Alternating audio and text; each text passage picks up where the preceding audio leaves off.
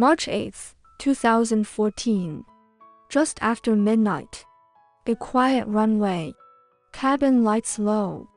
Malaysia Airlines Flight MH370 begins to roll. Its destination is Beijing. A routine overnight flight. Nothing unusual on the schedule. Nothing threatening on the weather radar. On board are 279 people. Students clutching passports. Parents who texted land and call me. Engineers checking tomorrow's meetings. Children asleep before the safety demo ends. Ordinary people stepping into an ordinary night. Less than an hour after takeoff, something goes wrong. No distress call. No mayday. No clear warning. Just a silence that shouldn't be there, and then a longer silence that feels impossible. Radar tracks fade. The transponder goes dark. The little airplane icon on 1,000 phone screens freezes. A dot that should move stops moving. In the days that followed, the world leaned forward. Families slept on airport floors. Journalists filmed arrival gates that never opened. Officials held press conferences where timelines shifted by inches. Search grids expanded, then expanded again. Governments and teams spent hundreds of millions of dollars. Satellites reached for faint handshakes, technical breadcrumbs that sketched a possible arc across the ocean. Ships towed sonar arrays along invisible lanes. Submersibles crept over the seafloor like patient spiders. Every hour, every day. The ocean answered with the same reply: nothing.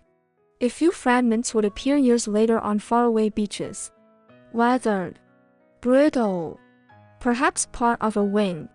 Perhaps something torn from a door. Clues, or coincidences. Pieces that say maybe.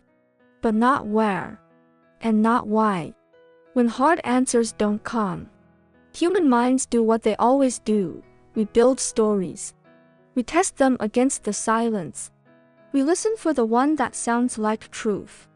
The first story is the official one, a long flight into the southern Indian Ocean. A slow loss of power. And a final descent into waters so deep, so cold, so vast that even history struggles to reach it. This is the theory search teams followed. It lines up with satellite handshakes, with fuel burn calculations, with currents that could deliver wreckage to distant shores.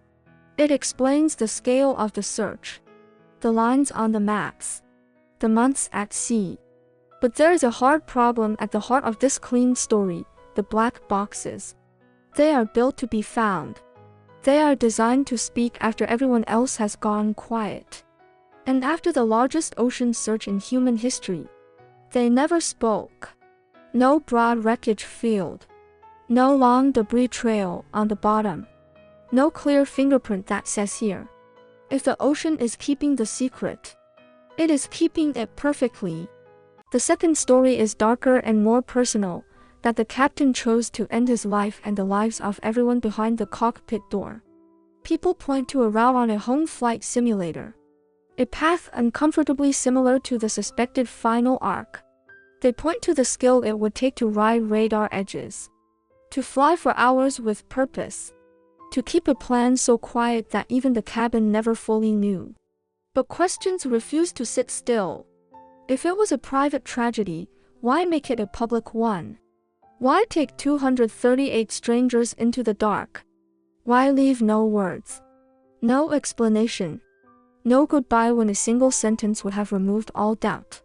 Friends describe a calm professional. Family describe a steady father. Investigators found no motive you can hold in the palm of your hand. It could be true. It could also be the story we reach for when we can't stand the size of the unknown. The third story is the word that changes how we breathe: terrorism. 2 passengers used stolen passports. That detail lands like a cold drop of rain. A hijacking would explain a sudden turn. A transponder going dark. A flight that stops talking. But terror speaks. It declares. It claims. It wants to be heard. Here there were no demands. No manifesto. No group stepping forward to say we did this. A silent attack is possible, but a silent attack that seeks nothing is a riddle inside the larger riddle. Another story lives where maps are shaded and radio traffic is sparse, a military encounter. Perhaps the plane wandered into restricted airspace. Perhaps someone misread intentions in a tense minute. Perhaps a chain of human errors ended with a terrible, irreversible choice followed by a decision to bury the truth under layers of official language. There are fragments that keep this alive, a radar glimpse here, a local sighting there. People on a quiet island who swear they saw a low-flying wide-body that night. Individually, none of it is enough.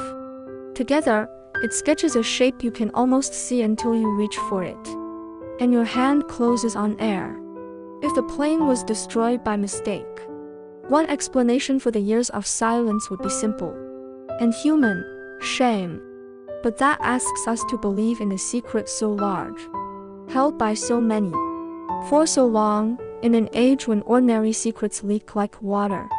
Then there is the story that sounds like a thriller because thrillers are built from our deepest fears. The plane did not crash. It was taken, flown to a hidden runway, swallowed by a hangar. Passengers separated. Fates decided behind doors that don't open from the outside. If your heartbeat changes when you hear it, you're not alone. This story offers what the ocean cannot: an enemy, a plan, a reason. But it must answer a simple question: where do you hide a Boeing 777? Not for an hour, not for a day, for years. It is not impossible to hide big things in empty places, but each year without a slip, without a photo, without a whisper that sticks, makes the story harder to hold. So we circle back to the beginning, to the moment the dot on the map stopped moving. The truth is out there on the seafloor, in a shard of metal, in a recording that never made the journey back to daylight. And yet for 11 years, families have been asked to live with the most expensive answer of all: we don't know. Think about that cost. Airport reunions that never happened. Birthdays with an empty chair.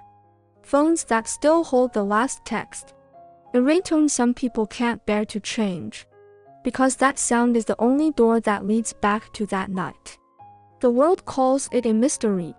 For hundreds of families it is a daily ritual, memory, hope, and the ache that comes when hope runs out for the day. The world calls it a mystery. But for hundreds of families it is a daily wound. Could the ocean still be keeping the secret? Yes. The Indian Ocean is a gravity well for truth, deep enough to bury a story, cold enough to keep it, wide enough to scatter it thin. Could human hands be keeping it instead? Also yes. We are capable of miracles. We are capable of mistakes. We are capable of silence when speech would burn too many lives at once. Between those two possibilities, the ocean and us, the truth waits. So what do you believe? If you follow the math and the currents, the southern arc may feel strongest. If you study psychology and procedure, a deliberate flight plan might fit your map. If you distrust power, a military incident wrapped in polite language might explain the missing pieces. If you fear the shape of human cruelty, a stolen landing in a place not meant to be found may feel too possible to dismiss. None of these options is comfortable. All of them are human. And that is why this story keeps us awake, because every path through the dark leads back to us. Tell me what you believe in the comments. Tell me which doubts you can't shake. Which detail won't sit still. Which part of the silence sounds loudest to you. I read every word. I carry your ideas into the next investigation. If this story held you, don't drift away yet. The next case is stranger. The timeline is tighter. The clues are smaller yet somehow brighter. I want you with me when we lay them out, one by one, and listen for the pattern they're trying to sing. I'm Casey. Thank you for staying to the very end. Stay curious. Stay kind. I will see you next time.